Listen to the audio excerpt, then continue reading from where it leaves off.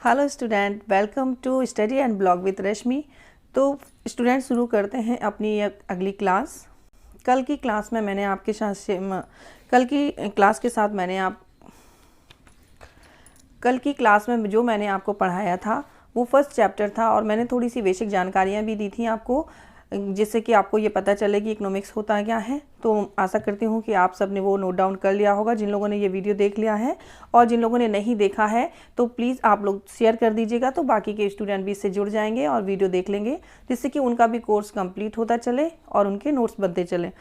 तो जो मैं आपको पढ़ा रही हूँ, बता रही हूँ, वो आप अगर अपने रजिस्टर में नोट डाउन करते जाइएगा, जिससे कि आपके नोट्स कंटिन्यू बनते जाएंगे।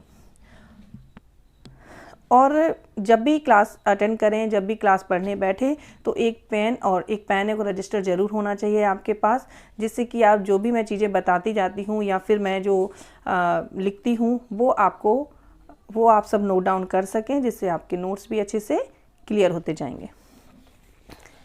तो कल मैंने फर्स्ट चैप्टर पढ़ाया था दुर्लभता एवं चयन की समस्या, problem of scarcity and choice. आशा करती हूँ आप सबको समझ में आया होगा। मेन चैप्टर है ये, इससे आपको ये पता चल जाएगा कि इकोनॉमिक्स होता क्या है, हमें इकोनॉमिक्स का अध्ययन क्यों करना चाहिए। तो इसमें मैंने आपको कुछ इसकी जो चुनाव की समस्या थी, क्यों होती है, क्यों उत्पन्न होती है, ये सारी चीज़ें क्लियर करवाई थी।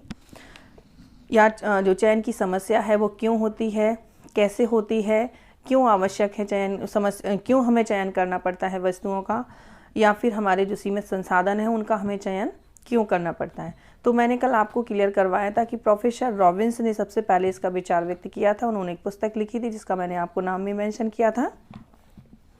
तो दूसरा इसमें एक पॉइंट था, पहले तो मैंने इसकी डेफिनेशन आपको बता दी थी कि चुनाव की समस्या ही आर्थिक समस्या होती है, और चुनाव की समस्या क्यों उत्पन्न होती है, ये इसका सेकंड टॉपिक था कि चुनाव की समस्या क्यों उत्पन्न होती है। तो इसमें आपको मैंने 5 पॉइंट भी बताए थे। पहला था असीमित आवश्यकताएं, दूसरा था आवश्यकताओं की तीव्रता में अंतर, तीसरा था आवश्यकताओं की पूर्ति के सीमित साधन, और चौथा था आपका साधनों का वैकल्पिक प्रयोग, पांचवा और लास्ट था आपका चयन या चुनाव की समस्या। यहाँ तक मैंने आपका क्लियर भी करवा दिया था, पूरा समझा भी दिया था। आई होप आप सबको समझ में भी आ गया होगा और आपने नोट डाउन भी कर लिया होगा।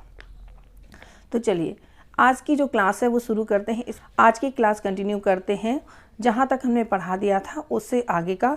तो ये बहुत छोटा सा चैप्टर है, बस थोड़ा सा इसमें 1-2 पॉइंट और बचे हैं, वो मैं आपको क्लियर करवा देती हूँ। उसके बाद सेकंड चैप्टर शुरू करूँगी।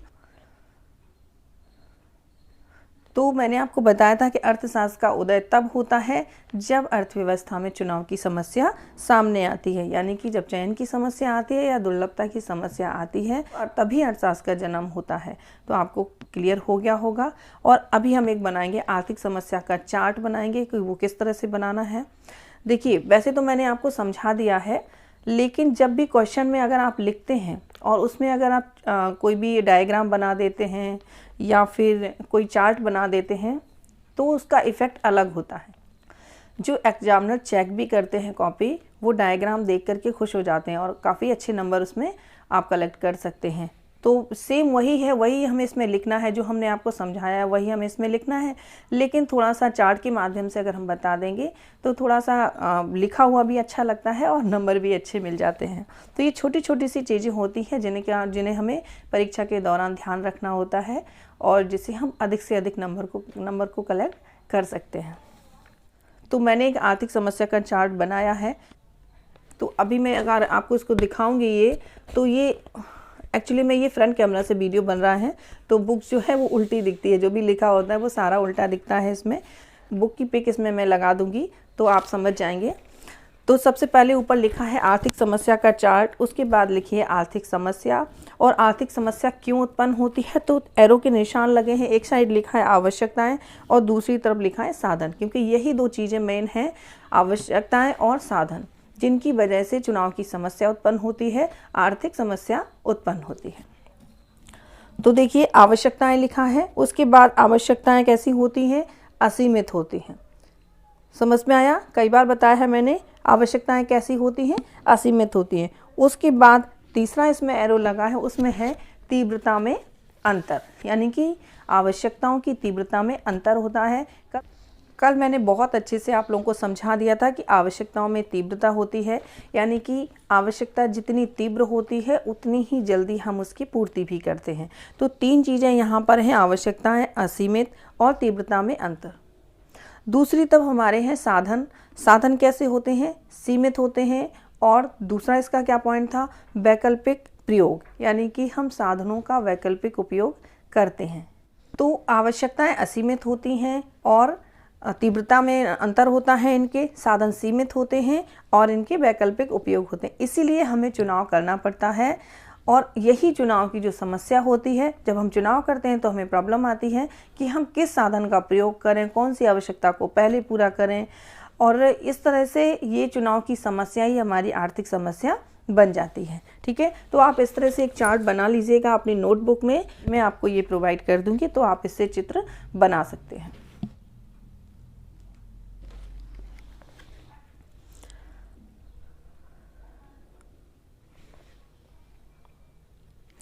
तो अब तक आप ये समझ चुके होंगे कि दुर्लभता या सीमितता ही सब आर्थिक समस्याओं का मुख्य कारण होती है। आर्थिक समस्याएं जितनी उत्पन्न होती हैं वो सब दुर्लभता की वजह से होती हैं और सीमित साधनों की वजह से। इतना जो हमने विवेचन किया है, इससे हमें कुछ बातों का पता चला है। वो क्या है कि मानवीय आवश्यकताएं असीमित आवृत्ति एवं विभिन्न प्राथमिकताओं वाली होती हैं। तो बिल्कुल सही है कि मानवीय आवश्यकताएं कैसी होती हैं? असीमित होती हैं और विभिन्न प्राथमिकताओं वाली होती हैं।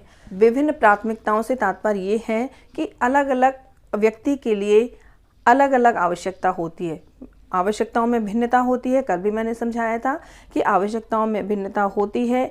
एक आवश्यकता अगर आपके लिए बहुत ज़रूरी है तो दूसरे व्यक्ति के लिए वो आवश्यकता ज़रूरी नहीं हो सकती। ठीक है, दूसरा है इसमें साधनों की पूर्ति सीमित होती है। तो ये भी बिल्कुल सही है, साधनों की पूर्ति सीमित होती है और इनका वैकल्पिक रूप में उपयोग किया जा सकता है, यानी कि एक साधन का हम उपयोग दूसरे जगह पर कर सकते हैं। ठीक है, तो असीमित आवश्यकताओं में और सीमित साधनों के बीच सामंजस्य बैठाने की समस्या का सामना हमें करना पड़ता है। इसी से ही चयन की समस्या का जन्म होता है और वही हमारी आर्थिक समस्या बन जाती है। देखिए एक छोटा सा मैं एक उदाहरण आपको देती हूँ कि जैसे मान लीजिए सबके घरों में दूध आता है और दूध का हम कितनी जगह यूज़ करते हैं। दूध से हम चाय बनाते हैं, दही बनाते हैं, पनीर बना लेते हैं, मावा बना लेते हैं और इसी तरह ऐसे भी दूध का हम यूज़ कर लेते हैं। तो अगर इसका कोई वैकल्पिक प्रयोग ना होता तो टेंशन ही नहीं होती, क्योंकि दूध को हम केवल पीने के लिए यूज़ करते और बाकी अगर पनीर अलग से आता होता, दूध से ना बनता होता तो कोई समस्या ही नहीं थी।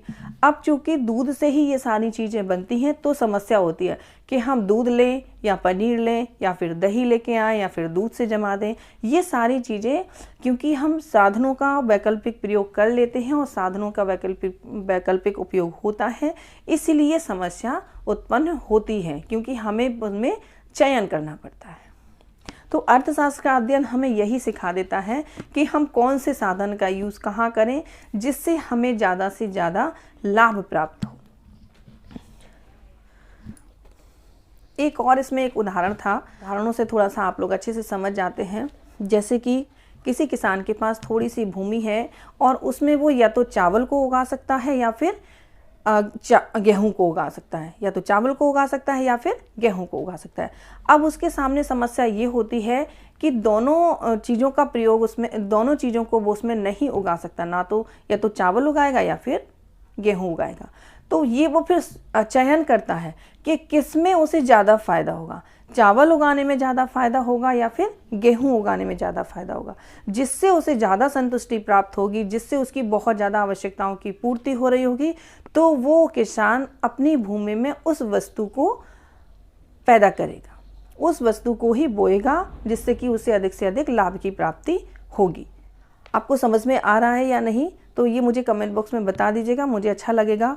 और चलिए एक अगला टॉपिक इसमें और है, आर्थिक समस्या के बिना कोई अर्थव्यवस्था नहीं है। क्या आप ये कह सकते हैं कि बिना आर्थिक समस्या के कोई अर्थव्यवस्था हो सकती है? कोई भी देश हो, अपना देश हो या फिर आप अमेरिका चले जाओ, किसी भी देश से आप किसी भी देश की आप बात करेंगे तो कोई ऐसी अर्थव्यवस्था या देश नहीं हो सकता है जिसमें आर्थिक समस्या ना पाई जाती हो।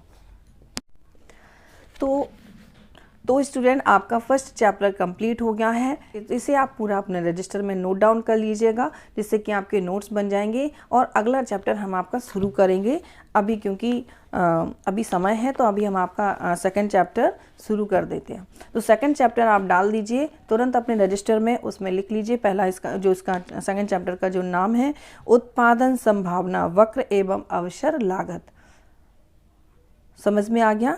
उत्पादन संभावना वक्र एवं अवसर लागत। इसे हम इंग्लिश में लिखेंगे production possibility curve and opportunity cost. ये इसका सेकंड चैप्टर का नाम है, उत्पादन संभावना वक्र एवं अवसर लागत। तो इसमें दो टॉपिक हैं, एक तो उत्पादन संभावना वक्र को पढ़ना है आपको, और दूसरा टॉपिक इसमें आपको पढ़ना है अवसर लागत। तो जल्दी से आप नोट डाउन कर लीजिए, उसके बाद इसे कंटिन्यू करते हैं। तो सबसे पहले आप हेडिंग डालेंगे इसमें, उत्पादन संभावना वक्र का अर्थ, यानी कि उसकी धारणा, किसे कहते हैं उत्पादन संभावना वक्र और उसकी धारणा क्या है। तो चलिए स्टूडेंट, अपना सेकंड चैप्टर शुरू करते हैं।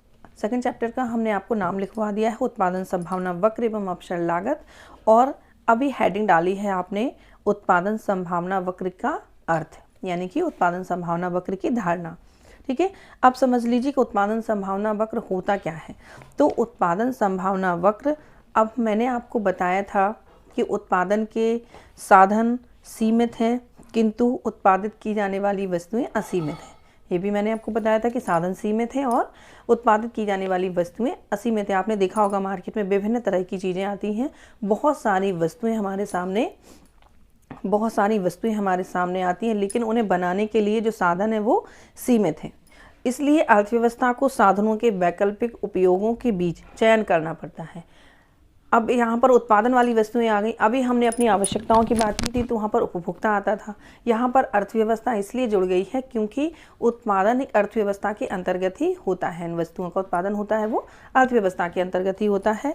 तो क्या करना पड़ता है कि अर्थव्यवस्था को साधनों को वैकल्पिक प्रयोगों के बीच चयन करना पड़ता है, यानी कि उत्पादन के अनेक विकल्प अर्थव्यवस्था के सामने आते हैं। बहुत सारे विकल्प होते हैं अर्थव्यवस्था के सामने उत्पादन करने की, सारे विकल्प होते हैं अर्थव्यवस्था के सामने कि कौन से विकल्प का चयन करें जिससे उत्पादन अच्छे से हो, यानी कि कम लागत हो उत्पादन की। तो इसे ही अर्थव्यवस्था की उत्पादन संभावनाएं कहते हैं। समझ में आ गया? उत्पादन की बहुत सारी संभावनाएं होती हैं। हम किसी भी माध्यम से उत्पादन करते हैं, कभी हाथों से कुछ चीज़ें बनाते हैं, उन्हें मशीनों के द्वारा बनाते हैं, तो फिर ये बहुत सारी उत्पादन संभावनाएं होती हैं। तो अर्थव्यवस्था को इनके बीच में चयन करना पड़ता है कि हम किस साधन का यूज़ करें कि जिससे कि हमें न्यूनतम लागत पर उत्पादन हमारा हो जाए, यानी कि वस्तुएं हमारी न्यूनतम लागत पर बन करके तैयार हो जाएं।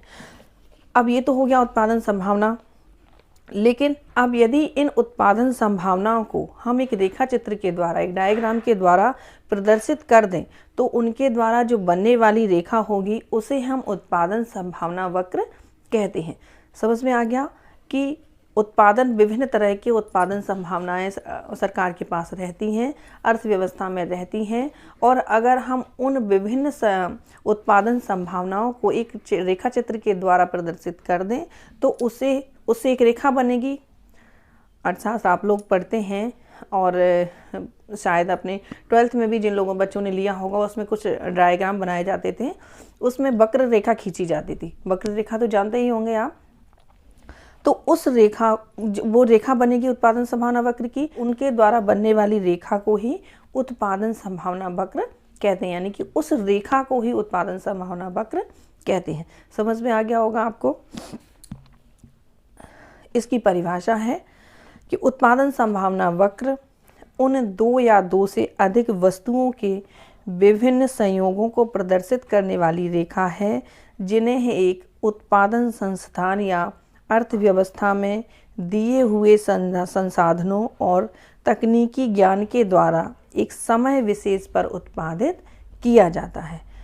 यह है उत्पादन संभावना वक्र की डेफिनेशन। अब दो या दो से अधिक वस्तुएं, तो मैंने बताया विकल्प तो तभी होगा जब दो वस्तुएं होंगी या फिर दो से अधिक वस्तुएं होंगी। एक वस्तु होगी तो विकल्प का कोई मतलब ही नहीं है, क्योंकि हमें अगर एक वस्तु है तो केवल हमें उसी का यूज़ करना है। प्रॉब्लम यहाँ पर है कि जो साधन है हमारे वो विकल्प के रूप में है, उनका वैकल्पिक प्रयोग होता है, मतलब कि साधन को हम और भी चीज़ों में यूज कर सकते हैं। तो उत्पादन संभावना वक्र क्या बताता है? दो या दो से अधिक वस्तुओं के विभिन्न संयोगों को प्रदर्शित करने वाली रेखा, जिन्हें एक उत्पादन संस्थान यानी कि उद्योग चलाने वाली, या फिर एक अर्थव्यवस्था में दिए हुए संसाधन, अर्थव्यवस्था में जो संसाधन है हमारे, उन्हीं को, और तकनीकी ज्ञान, ठीक है, उत्पादन संस्थान या फिर अर्थव्यवस्था में दिए गए संसाधन यानी कि जो हमारे पास संसाधन उपलब्ध हैं, और तकनीकी ज्ञान यानी कि टेक्नोलॉजिकल जो ज्ञान होता है, नॉलेज होती है, उसको उसके द्वारा एक समय विशेष पर उत्पादित किया जाता है, हम उत्पादन संभावना वक्र कहते हैं। आशा करती हूँ समझ में आ रहा होगा आप सबको। समझ में ना आए तो कमेंट बॉक्स में लिख दिया कीजिएगा कि मुझे ये पॉइंट समझ में नहीं आया है, तो मैं उसे दोबारा से समझा दूंगी। चलिए, ये हो गई आपका उत्पादन संभावना वक्र। आगे बढ़ते हैं अगले टॉपिक पर। तो अगला टॉपिक है आपका उत्पादन संभावना सारणी, ठीक है। उत्पादन संभावनाएं आपको समझ में आ गई, उत्पादन संभावना वक्र आपको समझ में आ गया। अब तीसरा इसी में टॉपिक है उत्पादन संभावना सारणी।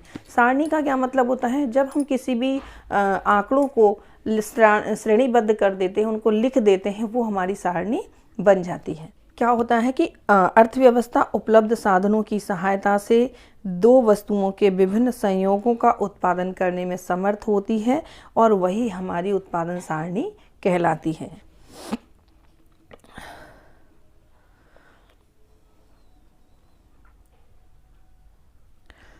ठीक है, समझ में आ गया होगा। आशा करते हैं इतना आपको जो टॉपिक मैंने पढ़ाया है वो समझ में आ गया होगा।